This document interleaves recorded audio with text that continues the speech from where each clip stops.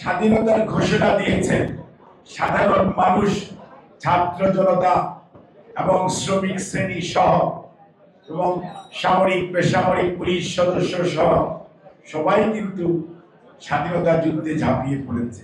মানুষ যখন বুঝতে পেরেছে যে ৩রা নভেম্বরের এই সামরিক বাহিনীর নাম দিয়ে যে কু হয়েছে, এটি সামরিক বাহিনীর সকল সদস্য সম্পৃক্ত নয় এবং এটি একটি ভারতীয় আধিপত্যভাবে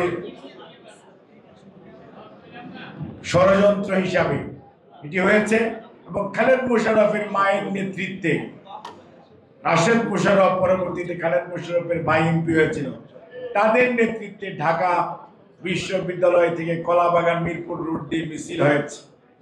এই আর্মি কুকে সমর্থন করে মানুষ যখন দিবালোকের মতো এটি বুঝতে পারল, তখন এই দেশের স্বাধীনতাকামী মানুষ এবং সেনাবাহিনীর দেশপ্রেমিক সদস্যরা রাস্তায় নেমে আসলেন, যেটি আপনাদের বক্তা বলেছেন ৬ তারিখ মধ্যরাত্রের পরে, এবং তার মাধ্যমে ওই সিপাহী জনতার বিপ্লব, যেটা দেশপ্রেমের টানে উজ্জীবিত, দেশপ্রেমের জন্য, দেশের স্বাধীনতা সার্বভৌমত্ব রক্ষার জন্য সিপাহী জনতা একাকার হয়ে স্বাধীনতার ঘোষক শহীদ রাষ্ট্রপতি জিয়াউর রহমানকে ওনার মইনুল রোডের বাসা থেকে মুক্ত করে সেকেন্ড বেঙ্গল রেজিমেন্টে নিয়ে চলে গেলেন।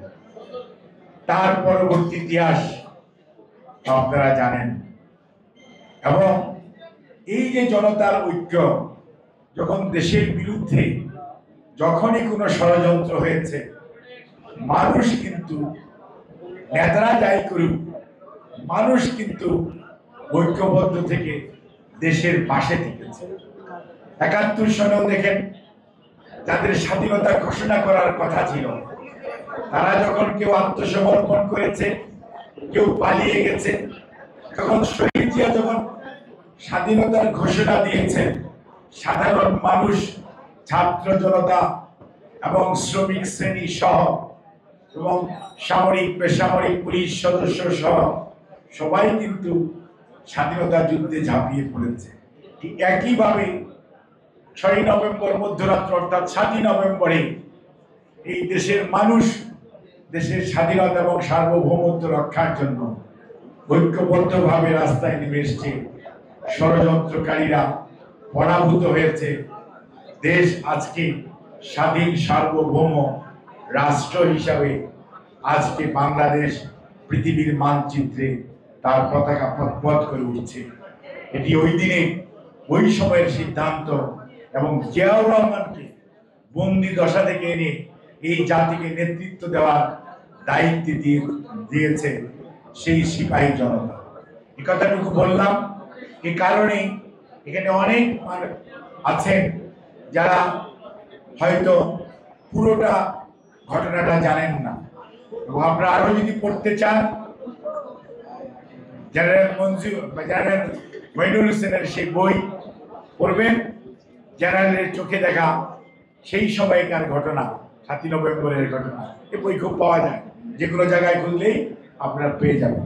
অর্থাৎ জিয়াউর রহমানকে কুলুষিত করা, জিয়াউর রহমানের চরিত্রকে বিতর্কিত করার অপচেষ্টা সবসময় হয়েছে। স্বাধীনতার ঘোষণা, এটা তো দিবালোকের মতো স্পষ্ট না। আমরা যারা সাদা চুলধারী, যাদের বয়স ৬৫ বা ৬০-এর বেশি, তাদের কারো নাম মনে থাকার কথা না, কারণ আমরা তো কান দিয়ে শুনেছি। কিন্তু আমরা তখন একটা জিনিস, এত টেলিভিশন ছিল না, মনে রাখতে হবে। টেলিভিশন, আজকের টেলিভিশন জিয়াউর রহমানের অবদান। 79 এই পৃথিবী বাংলাদেশে এই রঙিন টেলিভিশনের তো ব্যক্তি ৭১ সনে ছিল না, তখন ওই ট্রানজিস্টারই ছিল, সেটি আমরা শুনেছি। এখন আসুন আজকের বাংলাদেশ, আজকের এই বাংলাদেশ এ পর্যন্ত আসার জন্য শিমুল ভাই তার বক্তব্যে মোটামুটি ধারাবাহিকভাবে জিয়াউর রহমান, খালেদা জিয়া বা আগামীর বাংলাদেশ কেমন হবে বলার চেষ্টা করেছেন এবং সত্যি উপস্থাপন করেছেন। সময় এমন যে জোহরের আজান থেকে নজরুল ভাই বলবেন, ওইসব বিষয় আমি না যে, আমি কিন্তু এটুকুই বলতে চাই যে আজকে শ্রমিক, শ্রমিক মানে কি? শ্রমিক মানে যে কাজ করে, আমিও তো শ্রমিক, কারণ আমি ডাক্তার হই, বাট আমি I do my work, I do my job, আমি আমার কাজ করি। আমি যদি কাজ না করি, আমার তো কোনো অন্য গুণই না। আমার কাজ কি? আমি হাত দিয়ে দেখি, কানে শুনি, তারপরে অপারেশন করি বা যাই করি, আই ডু মাই জব।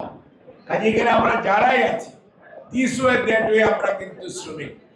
যে মানুষটি ঘরে বাড়িতে কাজ করে সেও তো, এখন আগে আমরা বলতাম কাজের মানুষ, এখন বলি আমরা গৃহকর্মী, এখন বলি আমরা হাউস, কত নাম আছে, বাট এভরিবডি ইজ শ্রমিক।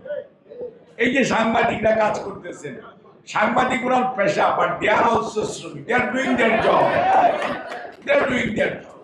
কাজেই শ্রমের মর্যাদা এবং শ্রমের মজুরি এবং সম্মান, এটি অবশ্যই আমরা যদি যথাযথভাবে দিতে না পারি, তাহলে সত্যিকার অর্থে দেশ এগুবে না। আমরা যদি তুচ্ছতাচ্ছিল্য করি এবং যেটি আমরা করতে অভ্যস্ত, তবে আগের যে অবস্থার পরিবর্তন হয়েছে, কিন্তু তারপরেও পর্যাপ্ত পরিবর্তন হয় নাই।